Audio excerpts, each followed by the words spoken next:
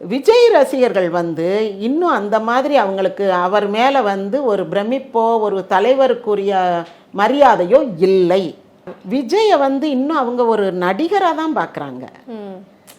ஒரு அது என்னன்னது ஒரு மாஸ் ஆக்டர் அப்படித்தான் பார்க்குறாங்க, ஒரு ஹீரோ அப்படி பார்க்குறாங்களே தவிர ஒரு சினிமா நடிகருக்கும் ஒரு ரசிகருக்கும் உள்ள உறவு தான் அங்கே இருக்குதே தவிர அரசியலில் வந்து அவருக்கு கிஞ்சித்தும் இடம் அவருடைய ரசிகர்கள் இன்னும் கொடுக்கவில்லை, இன்னும் கொடுக்கல. இப்போ இவங்க எல்லாரும் ஓட்டு போடுவாங்களா? நம்ப முடியாது. ஏன்னா ஒரு தடவை எம்ஜிஆர் தஞ்சாவூர் பக்கம் போயிட்டு வர்றாரு, வரும்போது அண்ணே இந்த தடவை நம்ம தானே ஜெயிக்கிறோம் அப்படின்றாங்க. ஏன்னா அது வரைக்கும் அது கம்யூனிஸ்ட் ஜெயிச்ச தொகுதி. அப்போ எம்ஜிஆர் சொல்கிறாரு, இல்லை இந்த தடவையும் கம்யூனிஸ்ட் தான் ஜெயிக்கும்ன்ற. ஏன்னே எவ்வளோ கூட்டம், எப்படி நீங்கள் வந்த உடனே மேடையில் ஏறினோன்னு கைத்தட்டல் பார்த்தீங்கல்ல அப்படின்னா, மேடையில் ஏறின பிறகு தானே அப்படின்றார் எம்ஜிஆர்.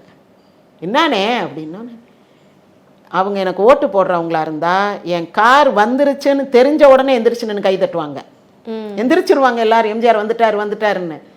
இவங்க அப்படி இல்லை, இவங்க எல்லாரும் அமைதியாக உட்காந்துருந்தாங்க. நான் மேடைக்கு வந்த பிறகு தான் என்னை பார்த்து கை தட்டினாங்க. இவங்கெல்லாம் சினிமா ஹீரோ சினிமாக்காரனை பார்க்க வந்த கூட்டம்.